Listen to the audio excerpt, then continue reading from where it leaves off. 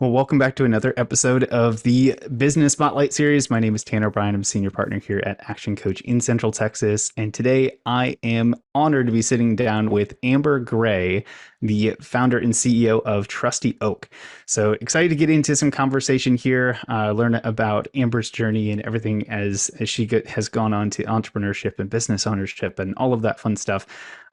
So we're going to be getting into that here in a minute. If this is your first time here on the channel, first time that you've kind of jumped in and seen one of these conversations, we do a lot of these every single month and really connect business owners. So make sure that you like and subscribe, hit the buttons there so you get notifications on anytime we drop conversations just like this one. So Amber, welcome. Thank you so much for being here. I'm just going to hand it over to you. Why don't you share with us a little bit about your background and tell us a little bit more about Trusty Oak? Awesome. Thanks so much for having me, Tanner. It's exciting.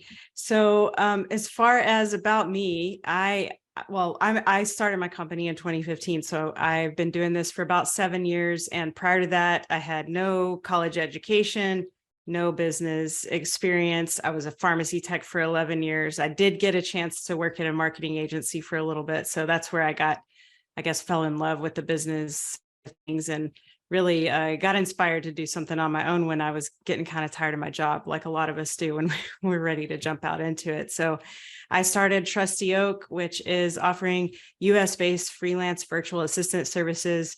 And it's really a service to both the virtual assistants and to these business owners that are looking for support because truly the virtual assistants are business owners as well. And we help them find their ideal clients that are looking for their unique skill set. And then the business owners can get some relief from overwhelm and hopefully avoid burnout by delegating to a virtual assistant. So it's a great partnership that we support through education and connection in this way. Very cool. And I'm excited to kind of get into a little bit more of the background and how you ultimately got to starting it. But before we jump into that, for business owners, especially that are watching this, that have never used a virtual assistant before and kind of don't know what that looks like, can you paint a little bit of a picture on what that experience looks like for business owners that may be interested in considering that route? Mm-hmm. Yes, the beauty of it is that you don't have to have a whole lot of tasks. Go ahead and make the move to start delegating. So it's a fractional support person. Our smallest plans only offer 10 hours per month because we know that sometimes the biggest hurdle to getting the help you need is getting started. So we make it easy to get started with just a little bit at a time. So I always recommend if you look at your stuff, the tasks you're doing, look for what's repeating, because that's going to be the first thing that you're going to get the most relief from. And it's a great way to build trust in the relationship because you can give feedback and let that person correct something if needed. And you can have a conversation around honing in on getting that done really well before you start adding more complex tasks, extra tasks, et cetera. So it's a good way to kind of dip your toe in, start doing this slowly. And really that's my recommendation is to jump in as soon as you can. It doesn't have to be this big job description that you have to have written out. Just identify a few things you want to delegate. And a virtual assistant's a perfect person to hand those kinds of things off. Beautiful. And out of curiosity, when going through this process, most commonly, what do you see as kind of the primary tasks that tend to get delegated first, whether they're the right ones to delegate first or not? But what do you typically tend to see when someone's first coming into this and making that choice of taking some things off their plates? Yeah, great question. So number one thing we see is calendar management and inbox management. I know that a lot of people are using meeting links.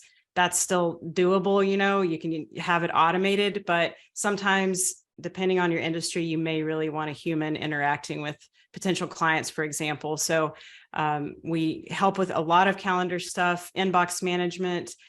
For those of us that like inbox zero, it's nice to have someone helping you clear out those things that are junk or maybe filtering so you're able to focus and only look at what's important to you in the moment. And then social media is another big one that we see delegated quite often, especially for solopreneurs, small business owners that know they need to be out there. They need to have a presence online, but that is not a top priority when you're just trying to take care of your clients and do some things that are generating revenue. So I would say those are probably the top things that we see over and over again. There is a long list of things that a virtual assistant can do that kind of falls in between that, though. Beautiful. I love that. So let's take a step into background, getting into business, that kind of thing, because I love diving into that part of the conversation. So is this first business that you've started? It is, yes, Excellent. You definitely had a mentioned, newbie. yeah, you said no business background before that. So tell me a little bit about that process of taking the leap and jumping into business for yourself. What did that look like? Was it scary? Was it exciting? Was it a little bit of both? What was that process like for you? Definitely mixed emotions on all of those things were in my mind. But taking that leap it started with getting my personal finances in order.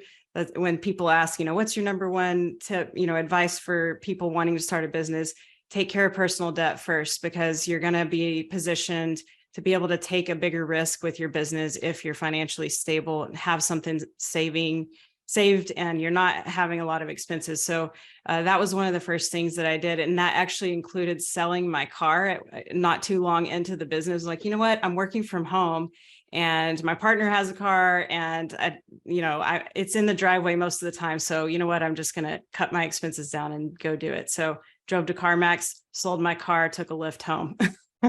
So that was a big move and kind of a mental shift too, to realize, hey, I can do this, but I do need to, I guess, reduce the risks that I have.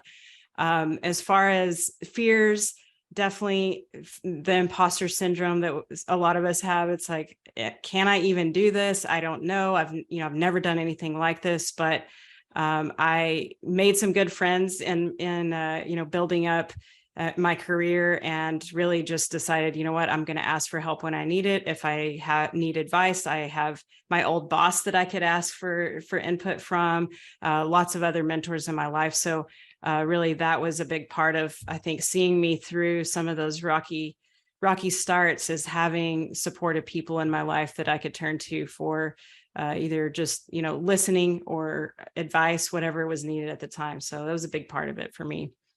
I love that. Which kind of brings me to the next question of when you look back now over 7 years in business now. Mhm. I'm I, I'd be guessing that there was some lots of highs, lots of lows, lots of things that maybe didn't go the way that you had anticipated them to. Yeah, at least that tends to be the case of most conversations that I have. Mhm. Mhm. So I'm curious, as you kind of look back and reflect on the last 7 years, what has been, or has there been kind of we'll call it a pivotal challenge that you've had to overcome? And maybe there's, multiple little ones or whatever that looks like, but um, what, what was kind of some pivotal moments or challenges that you had to overcome that was really a learning experience that allowed you to continue on and get to the point where you've got a business that's been in business for 7 years? Yeah. Well, what's coming to mind is the moment that I hired my coach, because I wish that I had done it sooner. When I look back, I think if I had had someone working with me, 3 years in instead of 6 years in, how much more of a difference would that have made for me? Because again, like I was saying earlier, having someone to be a sounding board to help you is one thing, but coaching is a whole different thing. It's not just someone that's listening to you and getting it and pushing it back to your shoulders. It really is asking the right questions to get me to think differently. And so I think that my personal growth and through working with a coach has been the single best thing that I've done for myself. It really has made a big difference. And my coach Chip has been, really a good friend at this point, because he sees me when I'm crying and whenever I'm celebrating, the highs, the lows, and also reminding me, hey, don't get too high, don't get too low. You got to kind of stay in the middle of the road to keep this going and be sustainable. So I think that I hired my coach in May of 2021. I had 4 employees at the time. About 6 months into it, I had to let go 2 of those employees. So that Mm. was a pretty big challenge, just in facing the team isn't the right people in the right seats kind of thing. And so that was a really big thing, that it was scary and hard to do. But since then, now we're a team of 9 counting me, and we have I think around 55 virtual assistants now that are working from all over the US. We hit 7 figures for the first time last year. And all of that, I think, was just from me getting a different mindset. And again, it's just my coach helped me work through that. So, yeah, didn't mean to like go down the bragging on the coach path, but that really is the biggest thing that I think has made a huge difference for me. Oh my gosh, I absolutely love that and appreciate that you're willing to share that and share, the challenges of having team, having to let team go and kind of go through that process because that's a stressful thing to go through as a business owner. Mm-hmm. And I don't know that it gets talked about enough in that type of a challenge and the importance of having some level of support that can help guide you through that process. So, congratulations on having a coach and going through that process because we know from firsthand experience, we have a coach that coaches us on building a coaching practice, right? Right. It's really important to have those types of things and continue to move forward. So congratulations, and that's absolutely phenomenal. Thank Um, you. so kind of on that note, I'm curious. I like to ask this question: kind of, what are your current keys to success? So there's a lot out there on do this type of daily routine or make sure that you do these types of things or always be consistent or kind of whatever those types of things are. I'm curious for you and your path to where you are today. Is there anything that you do consistently or would you say is a part of your daily life that puts you in a position to be successful consistently? Mm-hmm. Yeah. A couple of things coming to mind. One, my mornings have to be mine. I need some time in the morning to kind of get my head on straight. And it took me a little while to figure that out. And also, figure out what time of day, what time to wake up is right for me. Cause some gurus are getting up at 4 a.m. I didn't do so well with that approach. Just really kind of finding my own way of how I need to start my day so that I can think clearly, really feel prepared for the day. So that's a big part of something that I've done. I take at least the first couple of hours of my day where I'm doing something for myself, all my self-care routine, whatever that looks like. So that's been a big part of it. And then the other part, I can't avoid recommending delegation. I mean, I think that has been key to my success because when I started Trusty Oak, I always wanted to grow this to something bigger. I was the first virtual assistant. So in the beginning, I was doing all of the administrative work. I didn't really have a business yet. I was truly a freelancer. And I hired another contractor to start working alongside me pretty early on and things. And so every chance I got, I was delegating. And at one point, and even really now, most of my corporate team or the internal team that's helping me run the day-to-day were virtual assistants first. So you can start with a virtual assistant. Again, it's just like getting a little bit here and there and recognizing some of the things that I know I need to do, I'm just not good at it or I don't like it. So when I look at things every week, I look at what should I be delegating. So my Monday morning, the first part of my day is spent determining what to delegate for the week.